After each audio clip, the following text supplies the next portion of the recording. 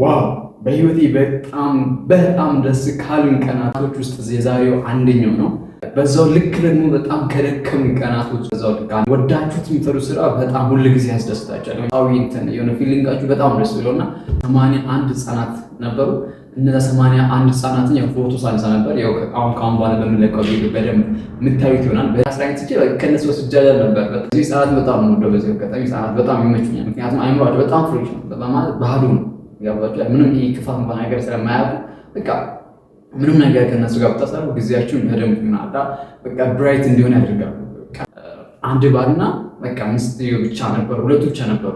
እንዴት ሁለቱ ብቻቸውን አንድ ላይ አድርገው የሆነ ሰዓት ካሜራዬን አስገባውና በቃ ልጆችን ኮንትሮል ማድረግ ጀመርኩ። በዚህ ግቡ በዚህ ውስጥ ነበር በቃ ልጆቹ አንደኛ አይሰማችሁም። በዚህ ግቡ ሲባል በዚህ ይወጣሉ። በተለይ ቲያትር ምናምን በቃ ጨለማ ነበር ሙሉ ሲዘጋ በቃ ድንጋጤ ፍርሃት ልበላሽ አላውቅም።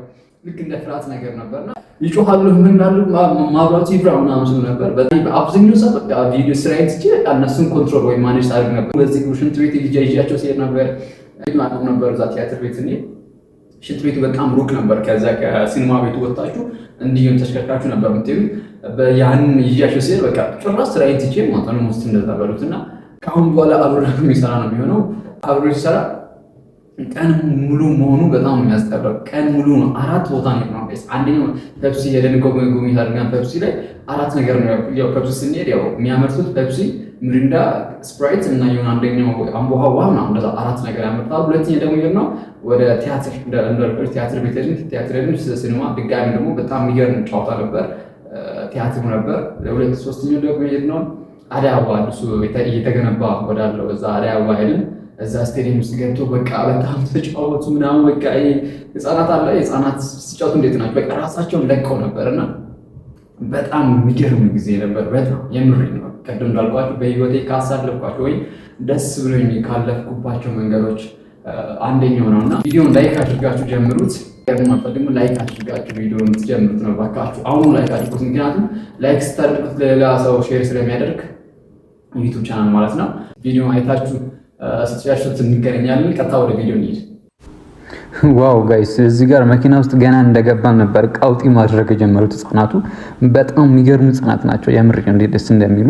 የመጀመሪያ ጉዟችን ወደ ፔፕሲ ነበር። ወደ ፔፕሲ ሄደን ጉብኝት ለማድረግ እና ያው እስቲ ቪዲዮን እዩትና እንትን በሉት።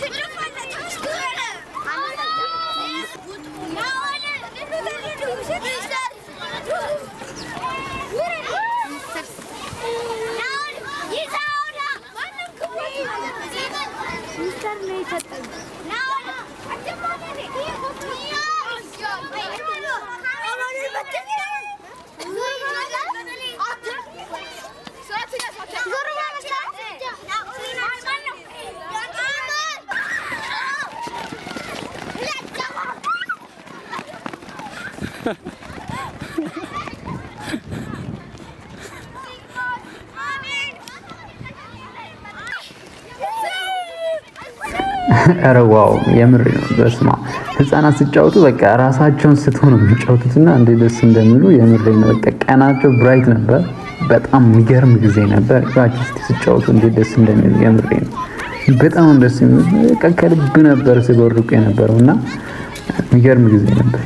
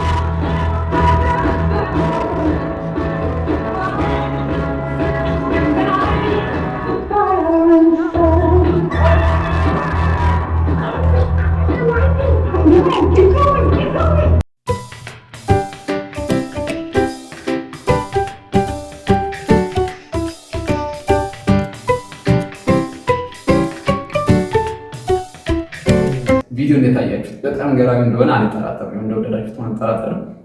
እንዳያችሁት ነው የዛሬው ቀን ይሄን ይመስል ነበር። ቀኑ እንደነገርኳችሁ ቀኑ ነበር የዋልኩትና አሪፍ ነው። ቪዲዮን አይታችሁታል፣ ወዳችሁታል። ግን ላይክ ሰብስክራይብ አላደረጋችሁም። አላዳሽ ደስ አይልም። የምሬ ነው። አሁኑ ላይክ ሼር ሰብስክራይብ እንድታደርጉ አሁን የምሬ ነው። ሳትወጡ ማለት ነው ቪዲዮን ለቀሽ አትወጡ። አሁን አድርጉት። በተጨማሪ መናገር እንፈልገው ትንሽ ነገር ማለት ነው። የምሬ ነው። በተለይ ወጣት ከሆናችሁ እኔ ማለት ዝም ብዬ አይደለም ቪዲዮ መልቀቅ ፈልገው ወይ የኔ ቪዲዮ አይታችሁ ዝም ብላችሁ እንድታልፉት አይደለም። የሆነ ነገር በውስጣችሁ እንዲያስቀር ማለት እንዲቀር ፈልጋለሁ። ገባችሁ አይደል? በእኔ እድሜ ላይ ያላችሁ ይሄን ቪዲዮ ያያችሁ ሊሆን ይችላል አላውቅም። ገባችሁ? ግን በቃ በተቻላችሁ አቅም ወይ በቻላችሁት አቅም የሆነ ነገር ብትሞክሩት አሪፍ ነው ብዬ አስባለሁ። ምክንያቱም የምትፈልጉት ነገር አለ።